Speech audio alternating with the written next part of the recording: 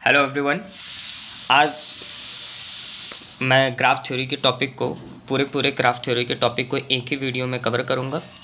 ठीक है, एग्ज़ाम से पहले अगर आप लोग इसको कवर कर रहे हैं तो आपके कम से कम समय लेते हुए मैं पूरे टॉपिक को कवर करने की कोशिश करूँगा। ठीक है, तो हमारा सबसे पहला टॉपिक है ग्राफ थ्योरी के अंदर कि ग्राफ क्या होता है। तो ग्राफ क्या होता है? A graph is a mathematical structure. कि ग्राफ क्या होता है? एक स्ट्रक्चर होता है जिसके अंदर दो चीज़ें होती हैं, एक होती है वर्टेक्स और दूसरी चीज़ होती है एज। ठीक है, तो हम ग्राफ को क्या कह सकते हैं? Graph is a set of non empty vertex and edge. ठीक है, अगर हम जैसे आपको बताऊँ, जैसे मैं कोई भी एक स्ट्रक्चर ले लूँ, ठीक है, जैसे मैं कोई भी एक स्ट्रक्चर लेके आपको बताता हूँ कि जैसे ये भी एक ग्राफ होगा, यानी बस उसके अंदर क्या होनी चाहिए? वर्टेक्स होनी चाहिए और क्या होनी चाहिए? इसके अंदर एजेस होनी चाहिए। ठीक है, अगर उसके अंदर वर्टेक्स है और एजेस है तो हम उसको क्या कहेंगे? ग्राफ कहेंगे। ग्राफ और ट्री के अंदर सबसे जो बड़ा अंतर होता है, डिफरेंस क्या होता है कि जो ग्राफ होता है वो क्लोज्ड हो सकता है, साइक्लिक हो सकता है, लेकिन जो एक ट्री होता है कभी भी क्लोज्ड नहीं हो सकता और साइक्लिक नहीं हो सकता है। ठीक है, तो जैसे कि आपको एक एग्जांपल दे रखा है, मैं यहाँ पे ये सर्कल को वर्टेक्स से दिखाऊंगा और एक सीधी लाइन को एस से दिखा रहे हैं। ठीक है, जैसे कि ये V1 और V2 वर्टेक्स हो गई और E1 यहाँ पे क्या हो गई? एच हो गई। ठीक है, ऐसे ही एक और मैंने स्ट्रक्चर बना रखा है, वहाँ पे आपको दिख ही रहा होगा V1 V2 V3 ये सारे वर्टेक्स हैं और बाकी E1 E2 E3 ये हमारी क्या है? एजेस है। ये दोनों किसके एग्जाम्पल हो जाएंगे? ये दोनों हमारे ग्राफ के एग्जाम्पल्स हो जाएंगे। अब हम लोग बेसिक टर्म ग्राफ थ्योरी के हम बेसिक टर्मिनोलॉजीज के बारे में बात करें तो एक आता है ट्राइवल ग्राफ।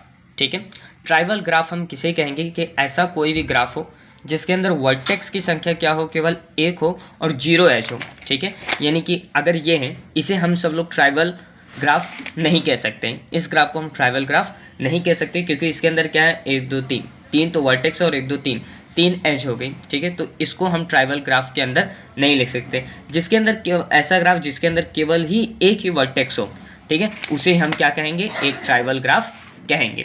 ठीक है, डेफिनेशन आपको दिख रहा है, a graph consisting only one vertex and no edges is called trivial graph. अगला है नल ग्राफ, बस ट्राइबल ग्राफ का अपोजिट, लेकिन इसके अंदर ये है कि इसके अंदर एक से ज़्यादा वर्टिसेस हो सकती हैं। A graph have n vertices and no edges is called null graph. ठीक है, चलो अगला है डायरेक्टेड ग्राफ। दो ग्राफ होते हैं, अगर अपन दो तरीके से देखें, एक होगा हमारे पास डायरेक्टेड ग्राफ, एक होगा अनडायरेक्टेड ग्राफ। डायरेक्टेड ग्राफ और अनडायरेक्टेड ग्राफ क्या होता है? यानी कि अगर हमारे पास जैसे ये ग्राफ है, इसके अंदर हमने एजेस के ऊपर डायरेक्शन नहीं दे रखी कि ये जो मान लो हमारे पास ये, अगर इसको हम लोग नेम दे कि मान लो ये V1 है, ये V2 है और ये V3 है। ठीक है, ये तीन वर्टेक्स है। अब लेकिन ये जो एज है, एज E1 है, ये V1 से V2 है, V2 से V1 है, ये हमें पता नहीं चल रहा है, तो इसको हम क्या कहेंगे? अनडायरेक्टेड। कौन सा ग्राफ कहेंगे? अनडायरेक्टेड ग्राफ कहेंगे। बट अगर हम कहें कि इसके अंदर मैं डायरेक्शन दे दूं, अगर मैं ऐसे बना दूं, ठीक है, हर एक एज की मैं एक एक डायरेक्शन दे दूं, तो ये क्या हो जाएगा? डायरेक्टेड ग्राफ के अंदर आ जाएगा। यानी यहाँ पे हम लोग क्या दे रहे हैं? डायरेक्शन दे रहे हैं। जो E1 है उसकी डायरेक्शन क्या है? V1 से V2। ओके, तो अब मुझे लगता है कि डायरेक्टेड और अनडायरेक्टेड के अंदर कोई कंफ्यूजन नहीं होगा। मैंने यहाँ पे आपको एक डेफिनेशन दे के, a graph consisting the direction of edges is called directed graph. यानी ऐसा कोई भी ग्राफ जिसके एजेस के हमने डायरेक्शन दे दी तो उसे हम क्या कहेंगे? उसे हम डायरेक्टेड ग्राफ कहेंगे। ओके, चलो अब हम मूव ऑन करते हैं अनडायरेक्टेड ग्राफ। मैंने आपको समझा दिया कि अगर एजेस के ऊपर हम डायरेक्शन नहीं दे रखे हैं, जैसे कि इसको मैंने आपको बताया, अगर ये अब ये डायरेक्टेड हो गया, बट अगर जब हमने इसके ऊपर डायरेक्शन नहीं दे रखी थी, ठीक है, जब हम इसके ऊपर कोई डायरेक्शन नहीं दे रखे थे तब वो हमारा क्या था? ये जैसे ये ग्राफ है, ये हमारा क्या होगा? अनडायरेक्टेड ग्राफ होगा। क्लियर हो गई बात? चलो अब उसके बाद एक आता है कि self loop in a graph. ठीक है, यानी कि ग्राफ के अंदर लूप क्या होती है?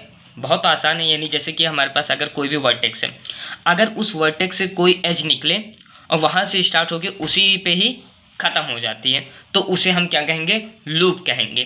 क्लियर हो गई? बस अब उसे हम क्या कहेंगे? लूप कहेंगे। और ऐसा कोई भी ग्राफ जिसके अंदर कोई भी लूप मौजूद हो तो उसे हम क्या कहेंगे? Self loop in a graph. Definition भी दे रखा है, if edge having the same vertex both its end vertices is called self loop. ठीक है, यानी कि अगर कोई भी एज उसका स्टार्टिंग पॉइंट और एंडिंग पॉइंट सेम वर्टेक्स हो तो उसे हम क्या कहेंगे, ऐसे ग्राफ को self loop in a graph कहेंगे। क्लियर है।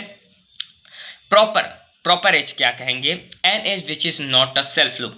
जैसे कि ये ऊपर वाले आप देख पा रहे होंगे, तो इसके अंदर ये जो लूप है, लूप एज है, ये जो E3 है वो लूप एज है, लेकिन E2 हुआ, E4 हुआ, E1 हुआ, इसे हम प्रॉपर एज कहेंगे। इनको हम क्या कहेंगे, प्रॉपर एज कहेंगे, क्योंकि ये सेल्फ लूप नहीं बना रहे हैं। ऐसे एजेस जो सेल्फ लूप नहीं बनाएंगे उनको हम किसके अंदर रखेंगे, उनको हम सब लोग प्रॉपर एज के अंदर रखेंगे। अगला है मल्टी एज। अब मल्टी एज क्या होता है, नाम से ही पता चल रहा है कि एक से ज़्यादा एज, यानी अगर किन्हीं भी दो वर्टेक्सेस के बीच में एक से ज़्यादा एजेस मौजूद होंगे तो हम उसे क्या कहेंगे, मल्टी एज कहेंगे। तो यानी मल्टी एज क्या कहते हैं, अ कलेक्शन ऑफ टू और मोर एजेस हैविंग आइडेंटिशन एंड पॉइंट, यानी कि आइडेंटिटी मतलब एक सेम ही एंड पॉइंट है। अगर एक से ज़्यादा हमारे पास एजेस है और उनके एंड पॉइंट सेम है तो उसे हम क्या कहेंगे, मल्टी एज कहेंगे। क्लियर हो गई बात। अगला आता है सिंपल ग्राफ किसे कहेंगे, यानी कि सिंपल ग्राफ क्या होगा, बहुत सिंपल है, यानी ऐसा ग्राफ, कोई भी ऐसा ग्राफ हो जिसके अंदर ना कोई सेल्फ लूप हो ना कोई मल्टी एज हो। ठीक है, तो ऐसे ग्राफ को हम क्या कहेंगे, सिंपल ग्राफ कहेंगे। एक बार क्लियर कर लेते हैं, a graph does not contain self loop and multi edge is called simple graph. ठीक है, तो अभी हमने इस वाले में एक बार फटाफट से अगर मैं आपको रिवाइज कराऊं तो इसके अंदर अभी हमने क्या क्या रीड किया इस वाले टॉपिक के अंदर। हमने पहले हमने डायरेक्टेड ग्राफ, अनडायरेक्टेड, डायरेक्टेड जिसमें एज में डायरेक्शन हो, अनडायरेक्टेड जिसमें एज में डायरेक्शन ना हो, सेल्फ लूप कि अगर हमारे पास कोई भी वर्टेक्स हो उसी से स्टार्ट होकर जो एज है उसी के ऊपर खत्म हो जाए तो उसे हम सेल्फ लूप कहेंगे।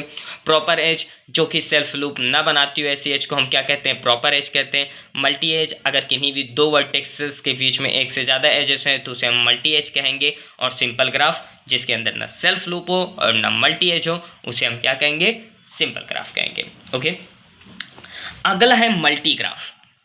ठीक है, मल्टी ग्राफ नाम से पता चल रहा है, यानी अगर कोई भी ऐसा ग्राफ जिसके अंदर क्या हो, मल्टी एजेस हो, क्या हो, मल्टी एजेस हो, ऐसे ग्राफ को हम क्या कहेंगे, मल्टी ग्राफ कहेंगे। डेफिनेशन देख लेते हैं। हाँ, और ये भी याद रखने वाली बात है, उसके अंदर सेल्फ लूप नहीं होगा। क्या नहीं होगा, सेल्फ लूप नहीं होगा। A graph does not contain self loop but contain multi edge is called multi graph. ठीक है, अगला है सूडोग्राफ। आप ये सूडोग्राफ को पूछने के पॉसिबिलिटी सबसे ज़्यादा रहती है, 1 या 2 नंबर के अंदर इसको पूछा जा सकता है। ठीक है, कि सूडोग्राफ क्या होगा। सूडोग्राफ के अंदर क्या होगा कि ऐसा ग्राफ जिसके अंदर मल्टी एज भी हो और सेल्फ लूप भी हो, ऐसे ग्राफ को हम क्या कहेंगे, सूडोग्राफ। हमने अभी 3 कैटेगराइज किए कि सिंपल ग्राफ था जिसके अंदर ना मल्टी एज थी और ना सेल्फ लूप था, मल्टी ग्राफ था जिसमें मल्टी एज थी, और सूडो जिसके अंदर दोनों हो उसको हम क्या कहेंगे, सूडोग्राफ कहेंगे। ठीक है, अगला टॉपिक है इंसिडेंस एंड एडजेंसी। ठीक है, बहुत आसान टॉपिक है इंसिडेंस एंड एडजेंसी। देखो क्या चीज़ होती है, जैसे कि हम लोग मैथ्स में अभी पहले से भी पढ़ते हैं वर्टेक्स, जैसे कि ये मैंने रेक्टेंगल बनाया। ठीक है, इसको मैंने क्या बनाया, रेक्टेंगल बनाया। अब इस रेक्टेंगल के अंदर ये क्या होती हैं, इनको हम क्या कहते हैं, वर्टेक्सेस कहते हैं। बस वही चीज़ होती है। ठीक है, वही चीज़ ग्राफ के अंदर भी सेम, इनको हम क्या कहते हैं, एडजेंसी वर्टेक्स। वर्टेक्स तो कहते हैं लेकिन क्या कहेंगे, एडजेंसी वर्टेक्स। ये और जैसे कि ये मान लो vertex V1, V2, V3, V4।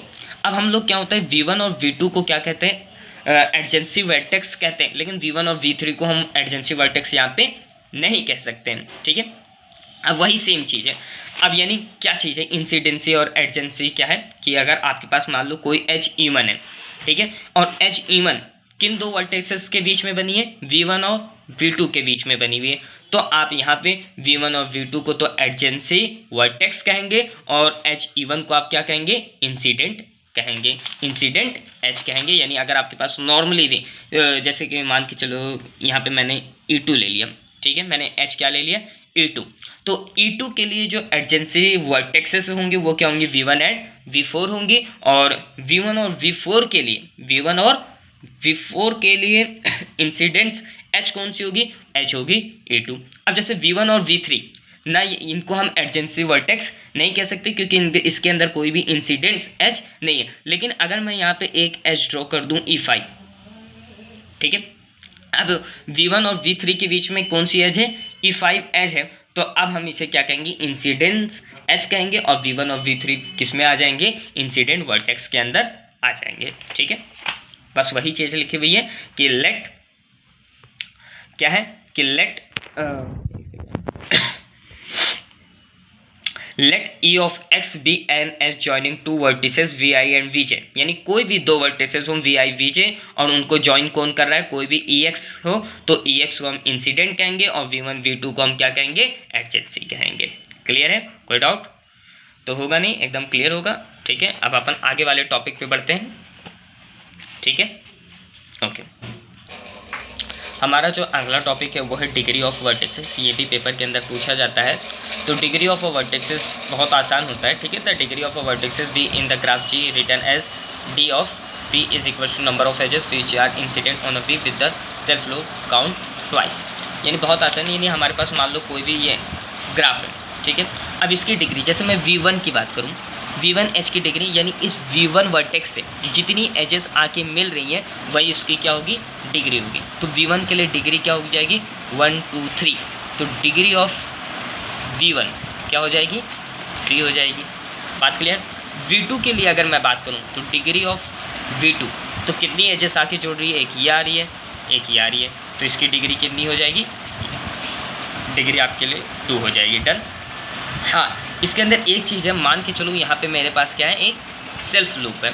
ठीक है, अब V3 के लिए बात करें, एक एच ये आ रही है, हल्का दिखा दूँगा। V3 के लिए बात करें तो एक एच ये आ रही है, एक एच ये आ रही है, एक एच ये आ रही है, 3 तो ये एचेस होगी।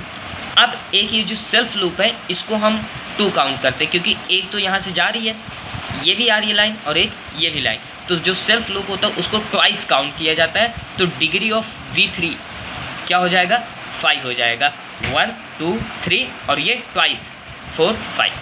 क्लियर हो गया। अब आई थिंक कोई होगा नहीं। अब मान के चलो यहाँ पे कोई एक वर्टेक्स है, इसी के अंदर मैं एक वर्टेक्स मान लेता हूँ V6 इसी ग्राफ के अंदर। ठीक है, तो ये जो ग्राफ के अंदर वर्टेक्स V6 है ये किसी भी एस से जॉइंट है नहीं, तो इसकी डिग्री क्या हो जाएगी, तब इसकी degree of V6 degree of V6 कितनी हो जाएगी, 0। बात क्लियर होगी।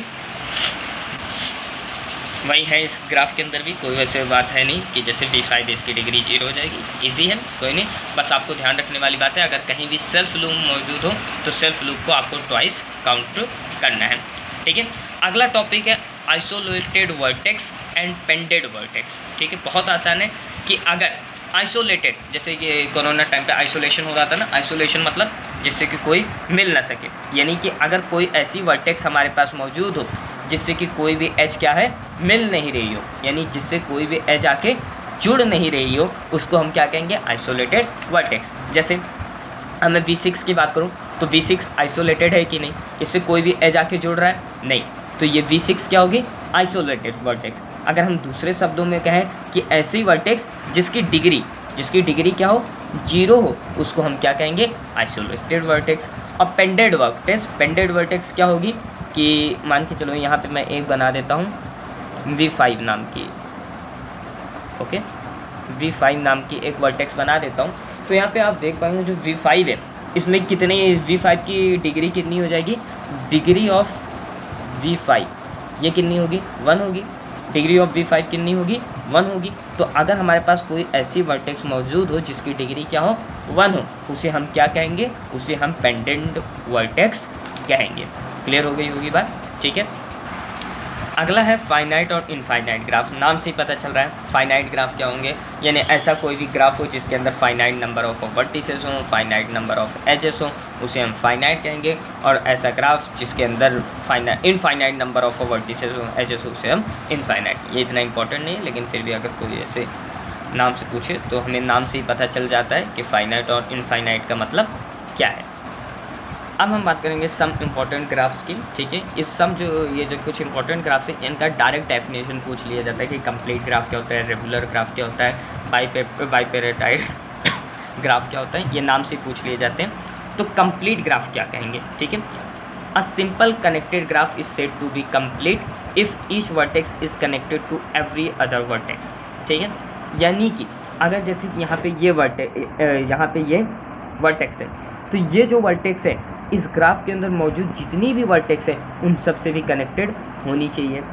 बात क्लियर हो रही, तभी हम उसे क्या कहेंगे, कंप्लीट ग्राफ कहेंगे। जैसे अगर मैं आपको सामने की जैसे ये है, इसे हम कंप्लीट ग्राफ कहेंगे, जी नहीं, क्योंकि V4 और V2 आपस में कनेक्टेड नहीं है, ठीक है। जैसे कि मैं आपको एक और देता हूँ, थोड़ा नीचे करेंगे, हल्का देखना, जैसे कि एक ग्राफ ये बनाता हूँ मैं, ये अब क्या इसको कंप्लीट कहेंगे, नहीं, क्योंकि V इससे नहीं। अब लेकिन मेरे को अगर आए कि इसको कंप्लीट ग्राफ बनाओ, तो इसको क्या कर दो, सबसे कनेक्ट करो, हो गया, ये सबसे कनेक्ट हो गई ये वाली एज, इसको भी कनेक्ट कर देते हैं, ये हुई, इसको इससे ये हुई, इसको इससे ये हुई। अब ये जो ग्राफ है इसे हम क्या कहेंगे, कंप्लीट ग्राफ। क्लियर हो गया। यानी अगर कोई भी ग्राफ हो जिसमें सारी एज वर्टिसेस, सारी वर्टिसेस से किसी एक एज के द्वारा कनेक्टेड हो, उसे हम क्या कहेंगे, कंप्लीट ग्राफ कहेंगे, ठीक है। अगला है रेगुलर ग्राफ। रेगुलर ग्राफ बहुत आसान है, ठीक है। यानी कोई भी हमारे पास उतनी बड़ी डेफिनेशन से कंफ्यूज नहीं होना है कि रेगुलर ग्राफ क्या होती है। यानी हमारे पास अगर कोई ऐसा ग्राफ मौजूद हो जिसके अंदर सारे वर्टेक्स की जो डिग्री है, सारे वर्टेक्स की जो डिग्री है वो सेम हो, तो ऐसे ग्राफ को हम क्या कहते हैं, ऐसे ग्राफ को हम लोग रेगुलर ग्राफ के नाम से जानते हैं, ठीक है। अब जैसे ये वाला ग्राफ है, इसके अंदर इस वर्टेक्स की डिग्री कितनी होगी, 2, इसकी डिग्री 2, इसकी डिग्री 2, इसकी डिग्री 2, तो इसे हम क्या कहेंगे, रेगुलर ग्राफ कहेंगे। जैसे अब ये अगला वाला है, इसके अंदर कितनी है सबकी डिग्री, सारे ग्राफ की, जैसे ये है, इसकी डिग्री 1 2 3 4, तो इसकी डिग्री क्या है, 4। इसकी बात करें 1 2 3 4, इसकी बात करें 1 2 3 4, ऐसे इसमें जितनी भी वर्टेक्स है सबकी डिग्री कितनी है, 4 है, तो इसे हम क्या कहेंगे, रेगुलर ग्राफ। इसको बोलने के तरीका है, यानी इसमें जैसे कि हर वर्टेक्स की डिग्री 2 है, तो इसको हम क्या कहेंगे, 2 रेगुलर ग्राफ। इसमें 4 है तो 4 रेगुलर ग्राफ। अगर हमारे पास जैसे कि ऊपर ये वाला आप देख पा रहे हैं, ये कंप्लीट ग्राफ के साथ साथ क्या है, एक रेगुलर ग्राफ भी है। क्यों, नहीं, ये रेगुलर है। इसमें देखो 1 2 3 1 2 3 1 2 3, हाँ, सबकी डिग्री क्या है, सेम है, तो ये क्या होगा, ये एक रेगुलर ग्राफ भी होगा। क्लियर हो गई बात, ओके। आगे बात करते हैं। अब अगला है बाइपेराइड या बाई ग्राफ के नाम से भी जानते हैं, बाइपेराइड ग्राफ के नाम से भी जानते हैं, ठीक है। ये जो ग्राफ है ये समझ में नहीं आता है एक बार में, इसको अच्छे से समझोगे तभी समझ में आएगा, ठीक है। अब इसके अंदर क्या होता है कि यानी हम क्या करेंगे कि वर्टेक्स, यानी अगर किसी भी ग्राफ के अंदर जितनी भी वर्टेक्स हो उसको 2 पार्ट्स में डिवाइड करेंगे, ठीक है। यानी 2 अलग अलग सेट्स हम बनाएंगे, और उसके अंदर क्या होगा कि जो एक एज होगा, जो हमने सेट बनाया उसका स्टार्टिंग पॉइंट तो एक सेट के अंदर होगा और उसका एंडिंग पॉइंट दूसरे सेट के अंदर होगा, ठीक है। उसका स्टार्टिंग पॉइंट एक सेट के अंदर होगा और उसका एंडिंग पॉइंट दूसरे सेट के अंदर होगा। जैसे कि मान के चलो हमारे पास ये एक ग्राफ है, okay, V1 V2 V3 V4, ठीक है। इसको करने हैं, इसके लिए बाइपेराइड ग्राफ बना। अब जैसे मैंने, चलो कोई भी पहले ले लो, चलो V1 से हम स्टार्ट करते हैं, तो हमने सबसे पहले मान के चलो यहाँ पे मैंने एक V1 ले लिया, V1, ठीक है। अब V1 से जो कनेक्टेड है V4 और V2, तो वो क्या होंगे, वो दूसरे सेट में जाएंगे, तो V2 और V4 किस में जाएंगे, दूसरे सेट में जाएंगे, ठीक है, कनेक्ट। अब इसके अलावा कौन बची है, V3, इसमें क्या आ जाएगा, V3। अब आप देखोगे ये हमने 2 सेट्स बना दिए, यानी हमारे पास ये ग्राफ है, इसके हमने 2 सेट्स बना दिए, V1 V3 V2 V4। और इस सेट के अंदर क्या है, यानी मान के चलो जैसे ये वाली एज है E1, तो E1 का जो स्टार्टिंग पॉइंट है वो सेट इसमें है V1 और V3 में, और उसका जो एंडिंग पॉइंट है उस वर्ड एज का वो किस में है, दूसरे वाले सेट में, ठीक है। तो इसे हम क्या कहेंगे, बाइपेराइड ग्राफ के नाम से जानते हैं। क्लियर हो गया। हल्का सा अगर इसको हम थोड़ा और कॉम्प्लेक्स एग्जांपल लेके इसको समझें तो भी समझ में आ जाएगा। जैसे कि ये ग्राफ आपको दिख रहा होगा। अब इस ग्राफ के अंदर टोटल जो वर्टेक्सेस हैं आपके पास, total vertexes V1 V2 V3 V4 V5 V6 मौजूद हैं, ठीक है। अब इसको हम 2 पार्ट में पार्टीशन करेंगे, एक सेट X ले लेते हैं, एक सेट Y ले लेते हैं, ठीक है। अब सबसे पहले V1 को मैंने यहाँ रख दिया। अब V1 से जो कनेक्टेड है V2 और V7, इसको हम किस में रखेंगे, दूसरे वाले में, V2 V7, डन। अब बच क्या आ गया, अब इसके अलावा बच गया V6, तो V6 कहाँ आ जाएगा, यहाँ आ जाएगा। V3 V1 से कनेक्टेड है, नहीं, यहाँ आ जाएगा। V6 हो गया, डन। यहाँ V3 लिखे। अब उसके बाद आपको दोबारा बढ़ना है। अब V2 के लिए बात करूँ, V2 से कनेक्टेड कौन सा है, V3, तो ये V2 वाले ग्रुप में ना कि इसमें आया। V2 से कनेक्टेड V6 है तो इस वाले में ना कि इसमें आया। बात क्लियर हो गई होगी मेरे हिसाब से, डन। अब बात करें V6, अब देखो V6 इस वाले के अंदर है, तो इससे जितने भी कनेक्टेड वर्टेक्सेस होंगी वो क्या होंगी, दूसरे ग्रुप के अंदर आएंगी।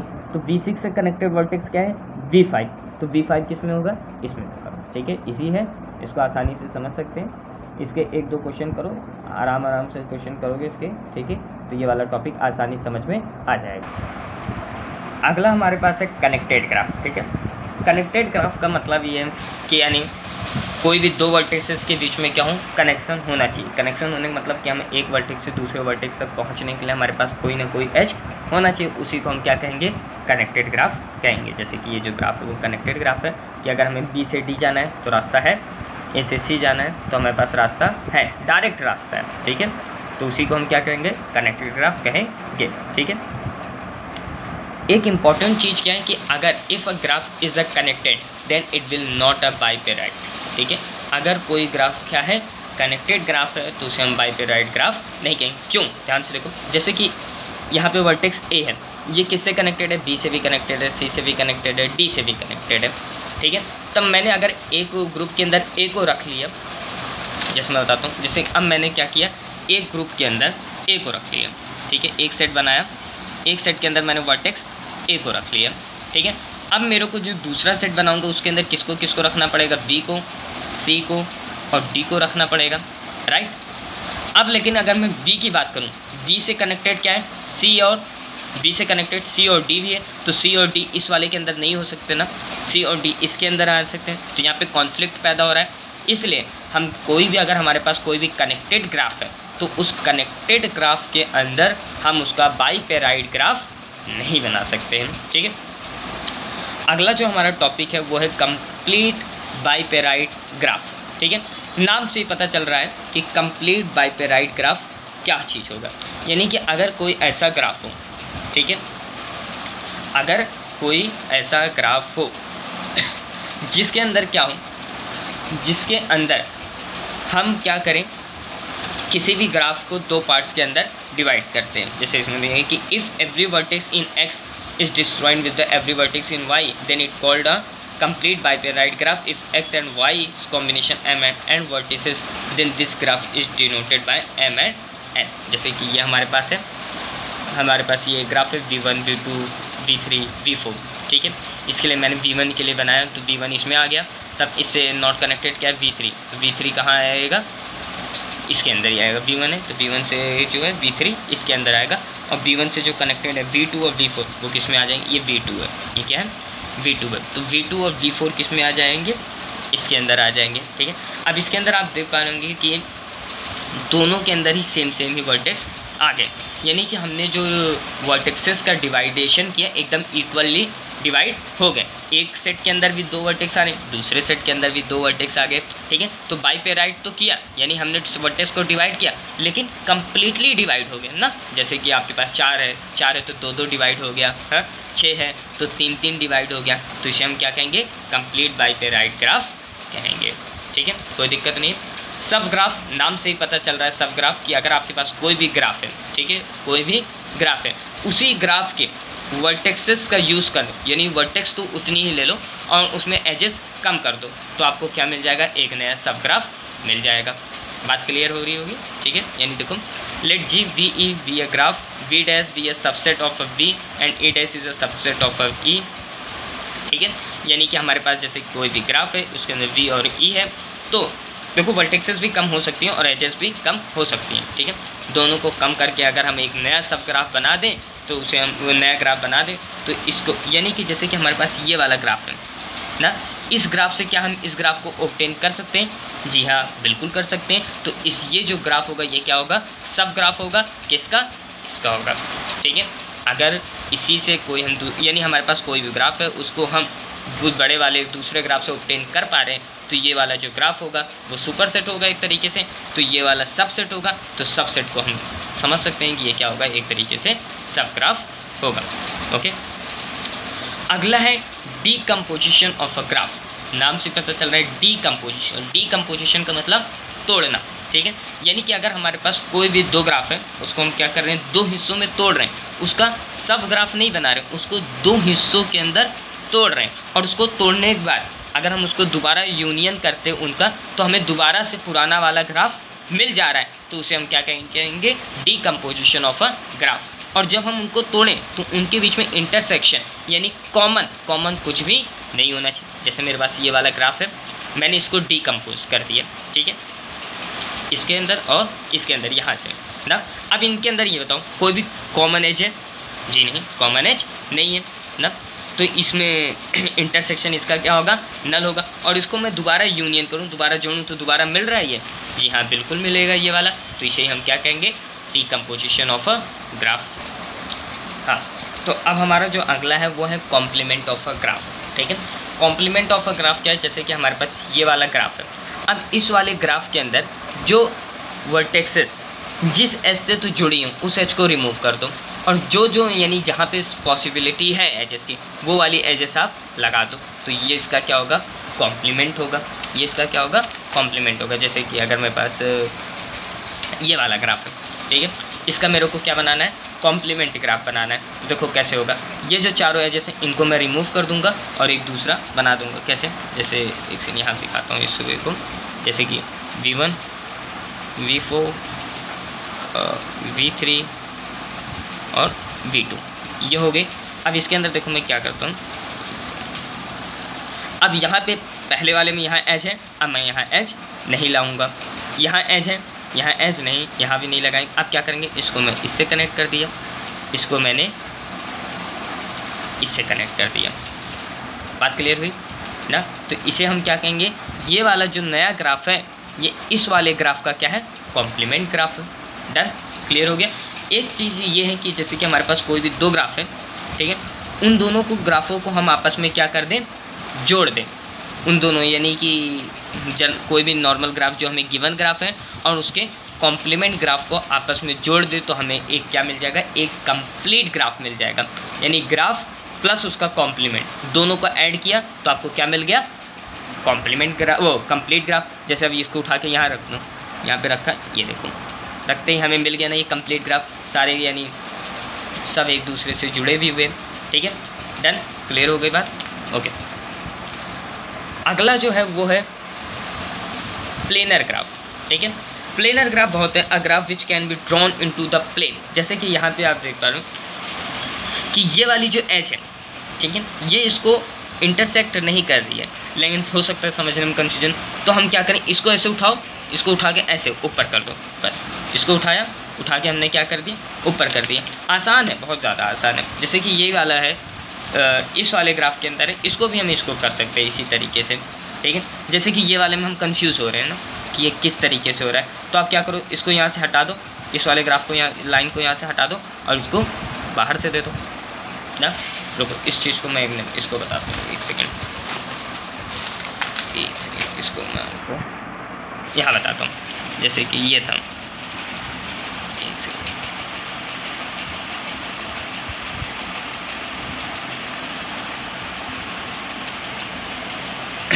यही था ये। अब मैं क्या करूँ, ये वाली जो लाइन है, ये वाली लाइन ना, इसको जो इस एज और इस एज के बीच में है, मैं ये वाली जो लाइन थी, मैं यहाँ से इसको हटा के क्या कर दिया, ए हाँ, हो गया आसानी से, डन। और देखो ये वाली जो लाइन थी, ये वाली ना, यानी जो इस और इस वाले एच के बीच में थी, इसको मैंने एच को लाया, ये देखो, आसान है, सारे नहीं, जो हमें करना आना चाहिए। अब देखो इस और इस वाले एच के बीच में, यानी इसके और इसके बीच में था, मैंने क्या किया, उठाऊं तो ये तो और कन्फ्यूजन हो जाएगा। अब मैं इसको आसानी से यहाँ दिखा देता हूँ, कोई दिक्कत वाली बात नहीं है ना।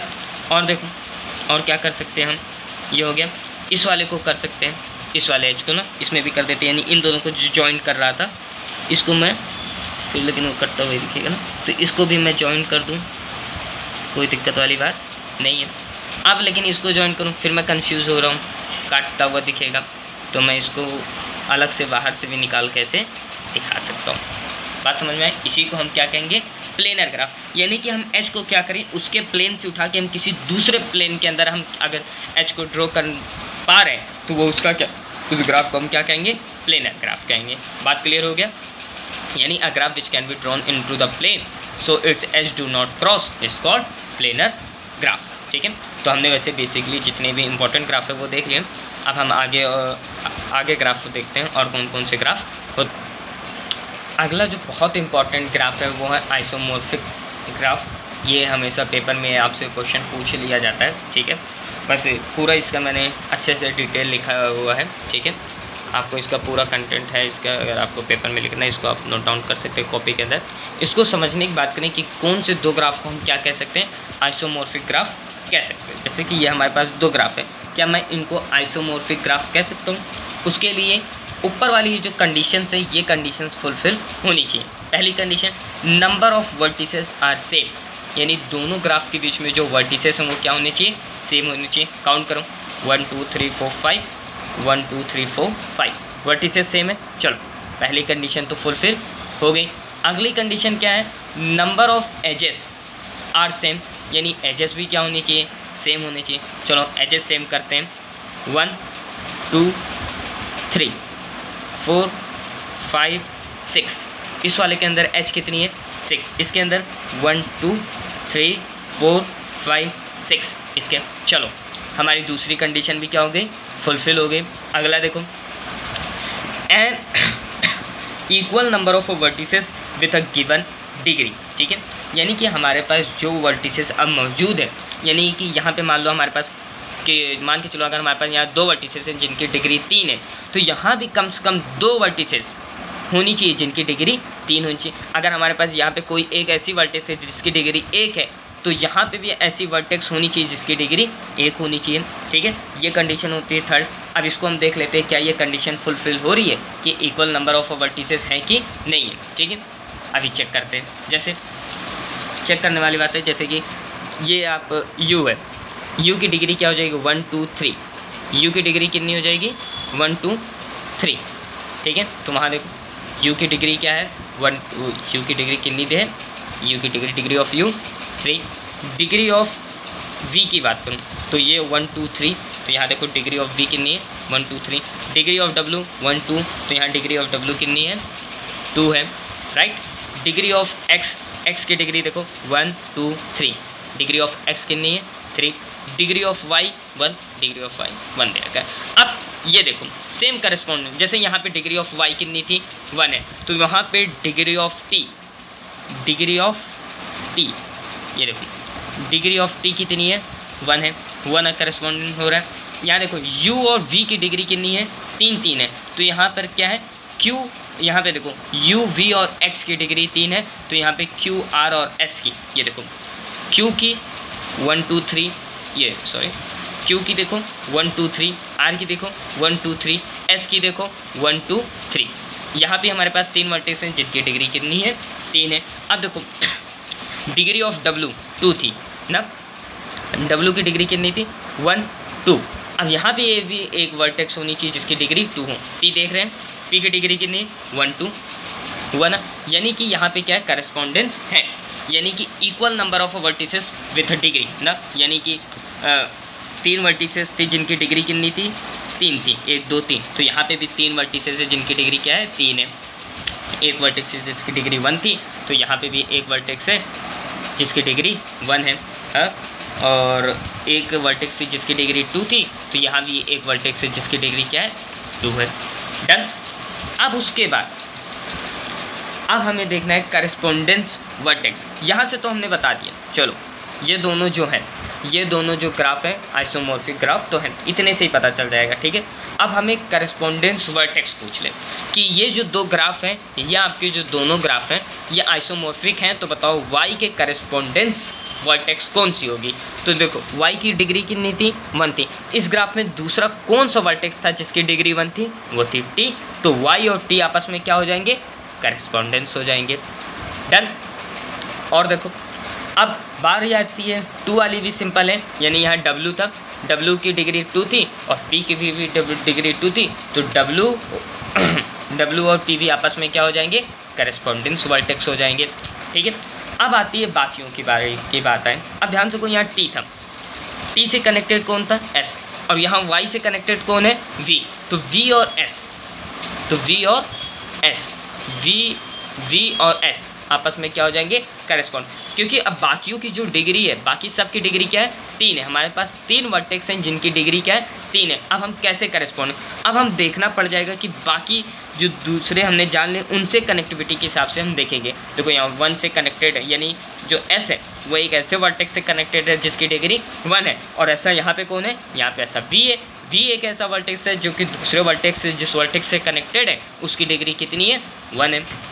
डन। तो V और S के अंदर क्या आ जाएंगे, करेस्पॉन्डेंस वर्टेक्स हो जाएंगे। अब U और Q और X और R, इन दोनों के अंदर U और Q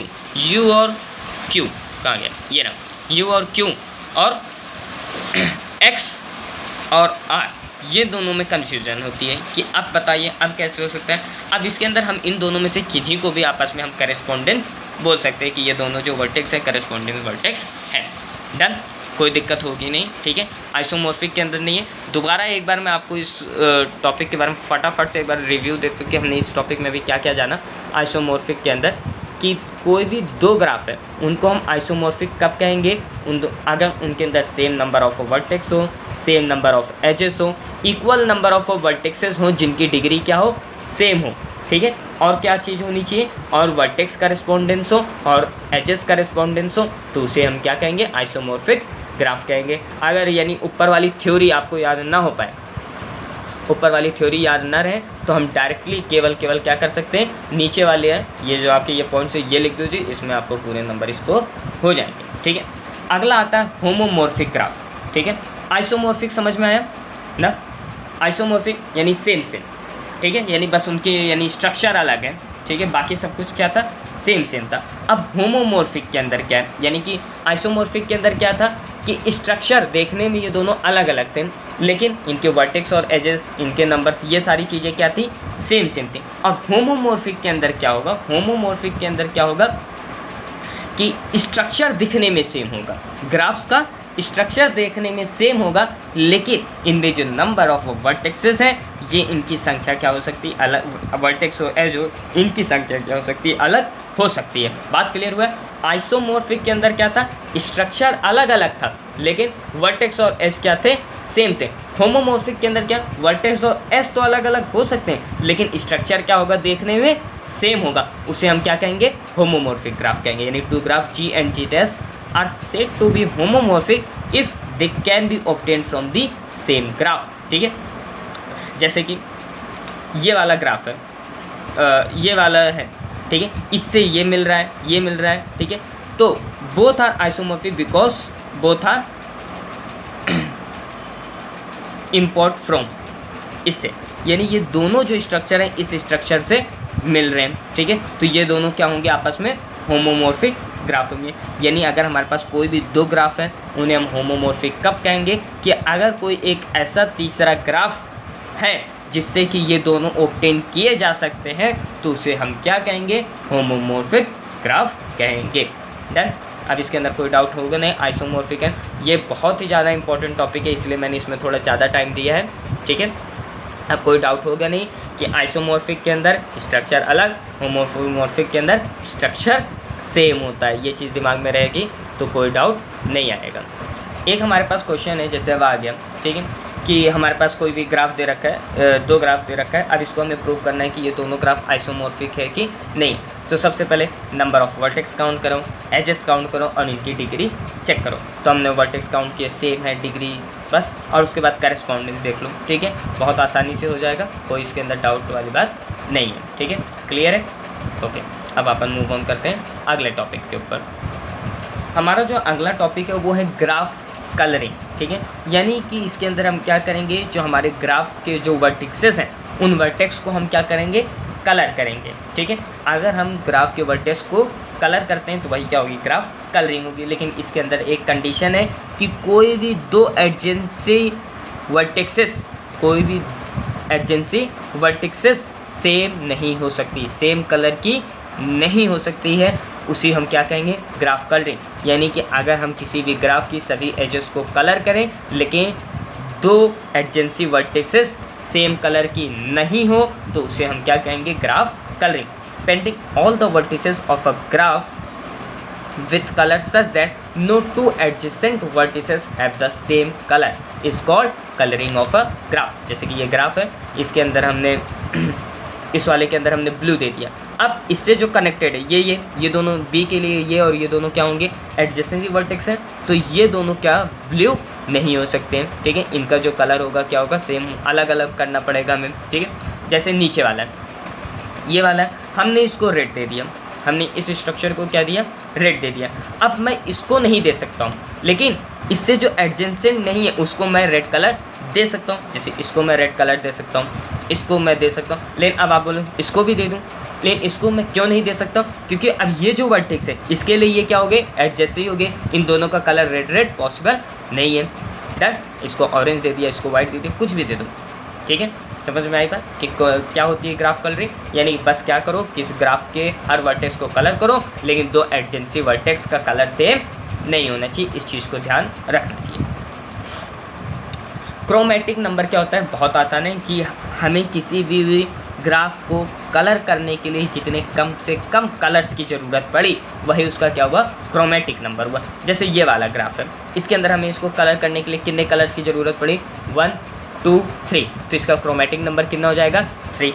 ये वाला देखो, इसके अंदर कितने कलर्स की ज़रूरत पड़ी, 1 2 3, बाकी ये तो वही है, तो इसके अंदर हमें टोटल कितने, 3, तो इसका भी क्रोमेटिक नंबर क्या हो जाएगा, 3 हो जाएगा। ठीक है, देख लो, the least number of a colour required for a colouring a graph G is called chromatic number. ठीक है, इसी को हम क्या कहते हैं, क्रोमेटिक नंबर कहते हैं। क्रोमेटिक नंबर को हम K से रिप्रेजेंट करते हैं, तो इसको हम K3 लिख देंगे, इसको भी हम K3 लिख देंगे। अब जैसे ये भी है, इसमें हम इसको रेड दिए तो इसको ऑरेंज दे रखे हैं।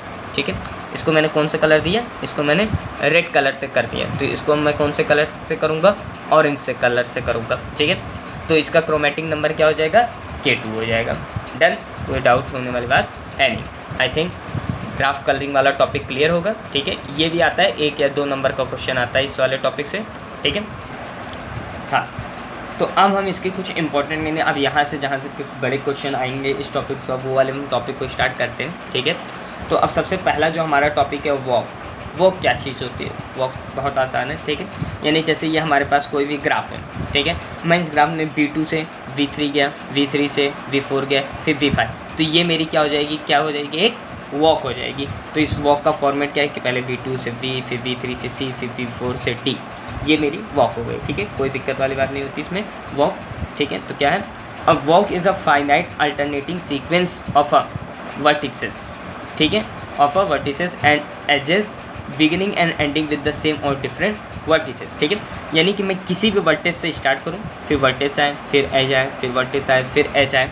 ठीक है, बस ये यानी अल्टरनेट फॉर्मेट चलता रहे, और ये हो सकता है कि वापस आके एक जो वॉक है वो कंप्लीट भी हो सकती है, क्लोज्ड वो भी हो सकती है, और ओपन भी रह सकती है। ठीक है, ज़रूरी नहीं कि ये जहाँ से शुरू हो वहीं पे ख़त्म, उसी को हम क्या कहते हैं, वॉक कहते हैं। डन, क्लियर है। जैसे मेरे को V3 से V5 पे पहुंचना है, तो इसकी वॉक बताओ मैं कैसे पहुंचूंगा।